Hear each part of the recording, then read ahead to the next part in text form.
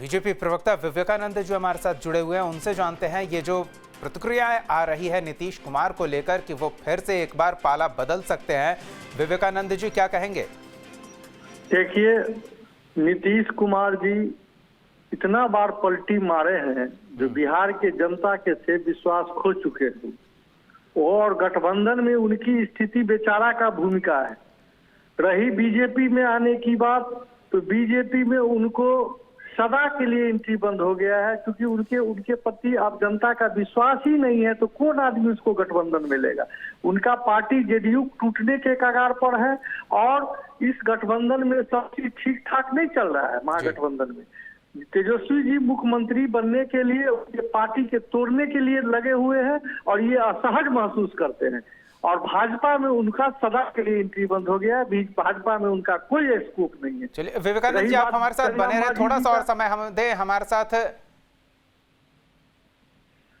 निरंजन पोद्दार जी भी जुड़े हुए हैं, जेडीयू प्रवक्ता है। निरंजन जी, आपका भी स्वागत है न्यूज स्टेट बिहार झारखंड पर। निरंजन जी, प्रशांत किशोर कह रहे हैं कि वो नीतीश कुमार को बहुत अच्छे से जानते हैं और वो पाला बदलने की तैयारी में है, और जीतन राम मांझी जी का बयान है कि अगर राज्य हित में ऐसा करना पड़ा तो सही भी होगा और वो समर्थन भी करेंगे। क्या संभावना ऐसी दिख रही है? देखिए, ऐसा है कि आजकल बिहार में बहुत दूसरे तरह की राजनीति हो रही है, और अभी त्योहारों का समय, तो हम इस पे एक बिहार में कहावत है कि खुरपी के बिहार में हंसुआ वाली गीत।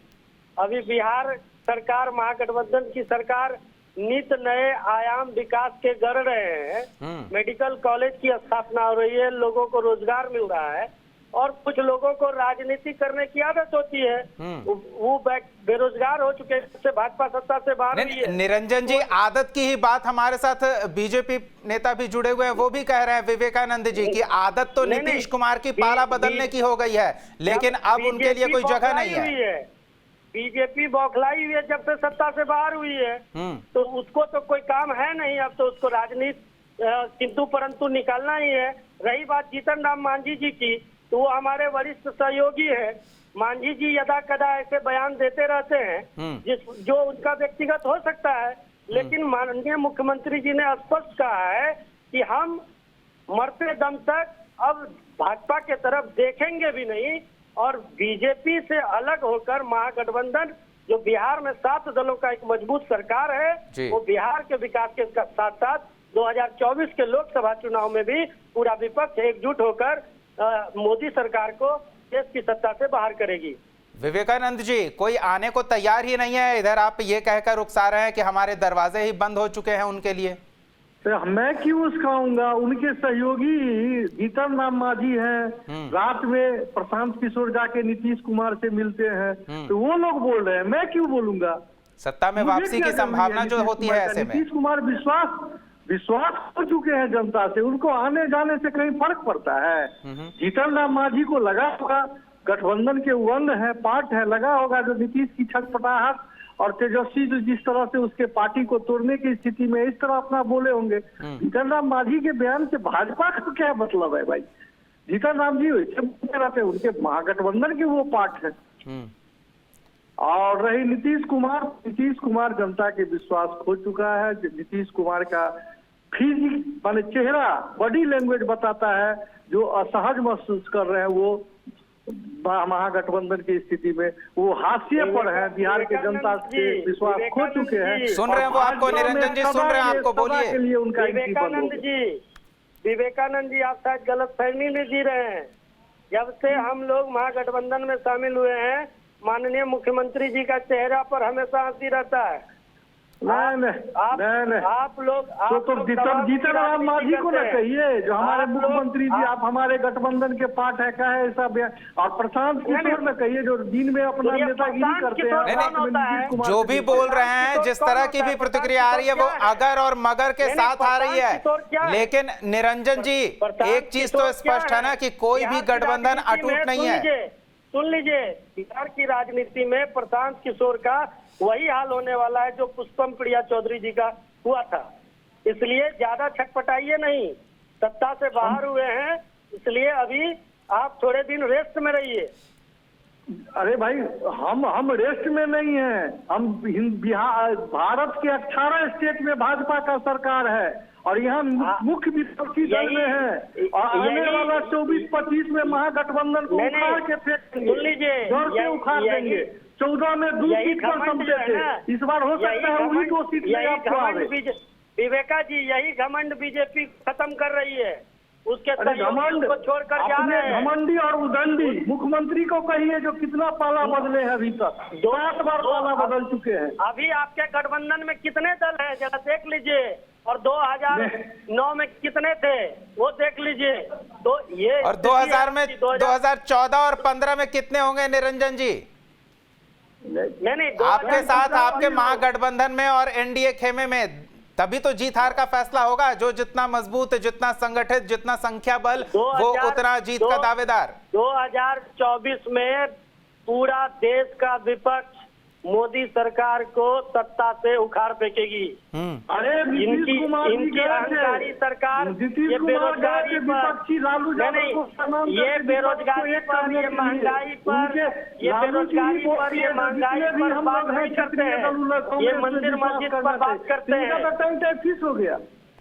नहीं, इनसे पूछिए बेरोजगारी की बात तो ये करेंगे धर्म की बात, इससे पूछिए महंगाई की बात तो ये मंदिर मस्जिद की करेंगे बात। इसलिए इन लोगों को आ गया, इसका चिंता है आपको? मतलब आपके साथ तो मंगल राज था, कितना मंगल राज था। नहीं, हम तो इस बात पर बात कर रहे हैं निरंजन जी। बताइए ना विवेकानंद जी, निरंजन जी आ गया पता है? नहीं, विवेकानंद जी, निरंजन जी, हम तो ये समझने का प्रयास कर रहे हैं कि ये सुगबुगाहट आखिर क्यों? क्या नीतीश कुमार बार बार पाला बदल रहे हैं, इस कारण लोग ऐसी संभावना जता रहे हैं? और इन संभावनाओं को समझते हुए जीतन राम मांझी अभी से ही समर्थन दे रहे हैं कि नीतीश कुमार किसी खेमे में रहेंगे, वो साथ में रहेंगे, तो संभावना तो बन रही है ना विवेका जी? भाजपा में कोई स्कोप नहीं नीतीश कुमार का है।